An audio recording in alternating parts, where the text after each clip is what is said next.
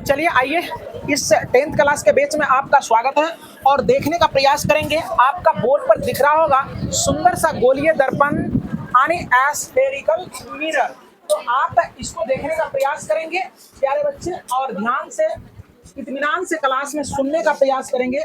बहुत ही अच्छा टॉपिक और बहुत ही रोचक ये पॉइंट, इसको देखने का प्रयास करें, आपको बहुत अच्छे ढंग से ये समझ में आने वाला है। तो आपका ये चैप्टर चल रहा है पहला, जिसका नाम है प्रकाश का परावर्तन तथा अपवर्तन। ये पार्ट नंबर आपका 6 होगा। एक वीडियो में हमने बोला था वो पार्ट नंबर शायद 4 होता, तो उसमें हम 3 ही बोल दिए हैं, तो उससे मतलब नहीं है।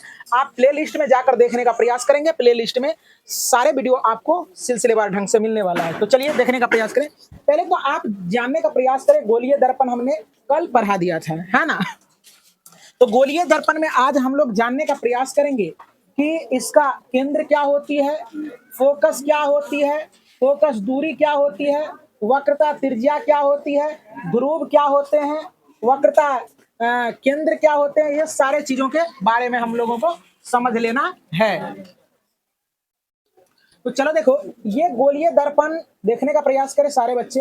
आप ये समझे कि ये गोला है ना, ये गोला लग रहा है ना, तो गोला पर जरा सा देखो, ये लाल वाला कलर बाहर तरफ से किया गया है, तो इसको कहेंगे अवतल दर्पण। परावर्तक सतह पर नहीं किया गया है, परावर्तक सतह इसका फ्री है, तो ये हो गया क्या, आपका अवतल दर्पण।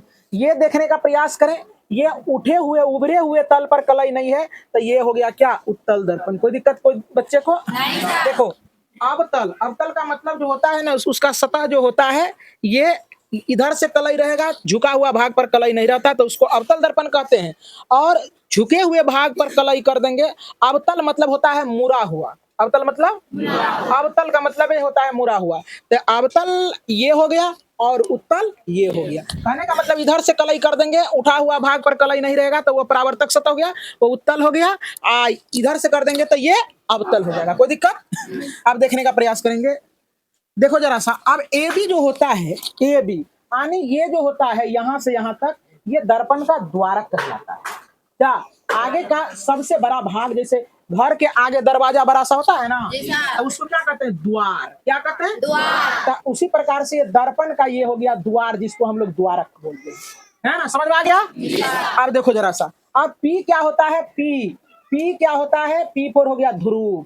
ध्रुव, ध्रुव का मतलब क्या हो गया, किसी दर्पण का बीच वाला भाग, बीच वाला भाग क्या कहलाएगा, ध्रुव कहलाएगा। अब देखो यहाँ दर्पण का वक्रता केंद्र, यानी हम लोगों का वक्रता केंद्र, हम लोगों का केंद्र क्या है, नाभि है। क्या है, नाभि। उसी प्रकार से इसका नाभि हो गया, ये हो गया वक्रता केंद्र। कोई दिक्कत? सी पी, दर्पण का क्या हो जाएगा, सी और पी, सी पी। देखो सी पी हो गया, ये वक्रता त्रिज्या हो गया। यहाँ से यहाँ तक के डिस्टेंस को वक्रता त्रिज्या कहते हैं, जिसको हम लोग आर से डिनोट करते हैं। अब देखो इसको हम लोग ये इसको कहते हैं, देखो जरा सा, यहाँ से ये बिंदु को हम लोग कहते हैं फोकस बिंदु। क्या कहते हैं, फोकस बिंदु। और ये फोकस बिंदु और ध्रुव को मिलाने वाले डिस्टेंस को हम लोग कहते हैं फोकस दूरी। क्या कहते हैं बच्चों, फोकस दूरी। और दर्पण के बीचों बीच की लंबाई, ये देखो, ये लंबा लाइन को हम लोग कहते हैं प्रधान अक्ष। क्या कहते हैं, प्रधान अक्ष, प्रधान अक्ष। समझ में आ रहा है? अब यही सारे चीजों का ये आपका डिफिनेशन है। ध्रुव क्या होता है, तो दर्पण के परावर्तक तल के मध्य बिंदु को हम लोग दर्पण का ध्रुव कहते हैं। ये परावर्तक तल है ना, इसका मध्य बिंदु ये हो गया, इसीलिए इसको ध्रुव कहेंगे। कोई दिक्कत?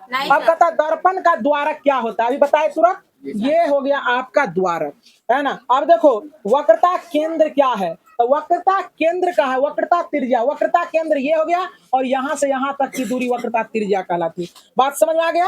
अब कहता है वक्रता त्रिज्या क्या होती है, तो यहाँ से यहाँ तक की दूरी को हम लोग क्या कहते हैं, वक्रता त्रिज्या कहते हैं। अब कहता है मुख्य अक्ष या प्रधान अक्ष, तो मुख्य अक्ष या प्रधान अक्ष यही हो गया, है ना। फोकस दूरी क्या होती है, अब फोकस बिंदु और ध्रुव के बीच के डिस्टेंस को हम लोग फोकस दूरी कहते हैं। और कुछ इंपोर्टेंट पॉइंट पर नजर देने की जरूरत है। प्रकाश सीधी रेखा में गमन करती है ऑब्जेक्टिव के लिए, मोस्ट VVI हो गया। समझ में आ रहा है सारे बच्चे को? तो प्रकाश सीधी रेखा में गमन करती है। वेब थ्योरी के अनुसार प्रकाश क्या है, चुंबकीय तरंग है। क्या है बच्चे, चुंबकीय तरंग। प्रकाश को किसी माध्यम की आवश्यकता नहीं पड़ती है। जैसे हम लोग आते हैं कोचिंग, तो साइकिल खोजते हैं, मोटरसाइकिल खोजते हैं, तब आता है तो लोग, लेकिन प्रकाश को ये क्या आकाश से पृथ्वी तक आने के लिए इसको बस और ट्रक न धर के ही आता है। क्या कहता है कि बस पकड़बे तब रोशनी होगा इंडिया में, या चाहे मधेपुरा में, या चाहे कहीं। क्या कहा मतलब आज अनहार रहेगा या आज बस छूट गया है? हाँ, ऐसा तो नहीं होता है। तो इसीलिए क्या होता है कि प्रकाश को किसी माध्यम की आवश्यकता नहीं होती है। प्रकाश निर्वात में भी चल सकती है। निर्वात का मतलब क्या? निर मतलब कुछ नहीं, अवात मतलब जगह, मतलब जहां की जिस जगह पर कुछ भी नहीं होता है, यहाँ तक कि हवा भी नहीं होता है, वैसे जगह को निर्वात कहते हैं। Is that clear? अब निर्वात में प्रकाश की चाल क्या होता है? अधिक होता है। क्या होता है? अधिक, है ना। अब कहता है निर्वात में प्रकाश की चाल 3 गुना 10⁸ मीटर प्रति सेकेंड। अब आकाश से सूर्य को आने में, धरती पर आने में कितना समय लगता है? 3.8 मिनट। और चंद्रमा को अपना कोई प्रकाश नहीं होता है। That's call it a day. आज के लिए इतना ही। अब थोड़ा सा अंधेरा हो रहा है तो बच्चे अब जाएंगे और कल मिलते हैं हम लोग फिर क्लास में।